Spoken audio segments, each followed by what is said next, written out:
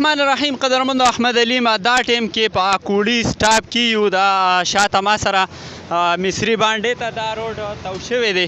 دا دې ځای کې خوا کې یوټن دی، دلته کې بلاکونه لګېدلي وو،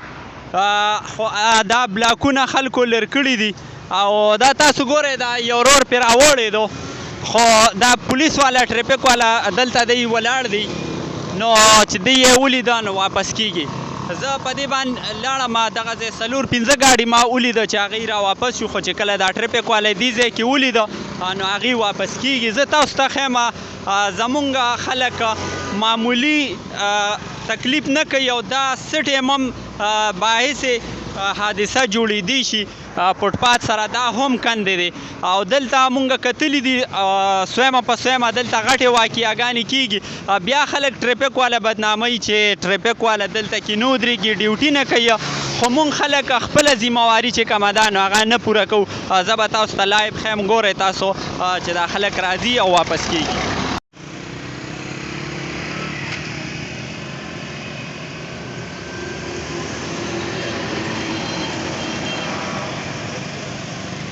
د دې وجې نه مونږ خلک دا بریف کو په سکولونو کې، په اډو کې، په سټاپونو کې چې مهرباني کوئ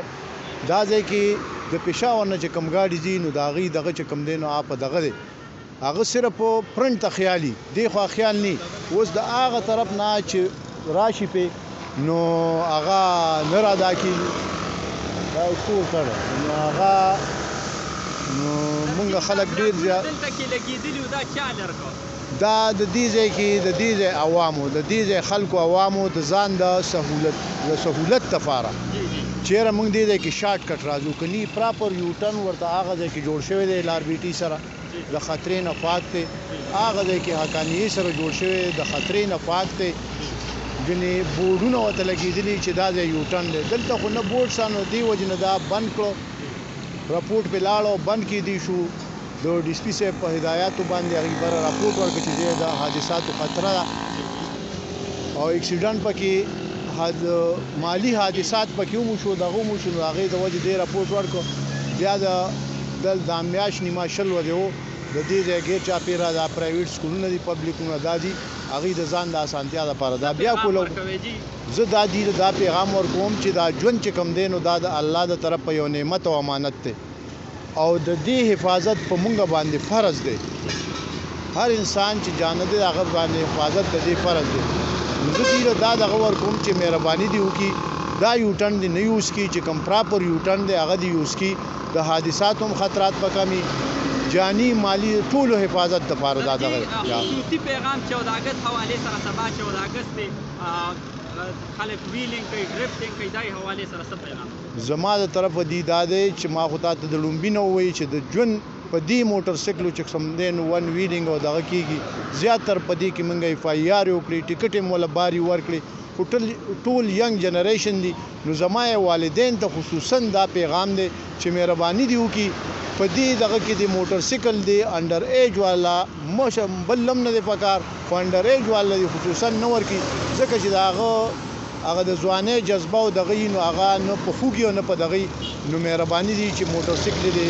کم روباسي، خوشحالي دي کې دا زمونږ د ټولو خوشحالي ده، زمونږ د ملک خوشحالي ده، د بچي خوشحالي ده. مهرباني دي وکړي چې موټر سایکل دی ماشومانو لا د یوز لپاره نه ورکړي، دا به دي ډېره مهرباني. خو موږ به هم احساني په هر انسان په دغه باندې، ځکه چې هغه به هم خوږېږي نو ورسره به بل کس هم هغه خوږوي، ځکه چې د ډریورنګ اصولو باندې هغې نه دي پوهې، په خبره باندې هغې نه پوهېږي. نو زمونږ دې ته دا خصوصا دغه دی چې مهرباني دې وشي انډر ایج والا، ځکه چې والدین چې کوم دی نو دا د هغې حاکم دي، نو چې هغې خبره ومني د هغې زمونږ د خبرې جدا وزن دی، د والدینو جدا وزن دی، چې هغې په کور کې سختۍ سره بریف کړي چې خوشحالي بچې زمونږ هم خوشحالي ده، په کور هم کو په بار هم کو، خو بچې ون ویلینګ موټر سایکل بغیر هیلمټه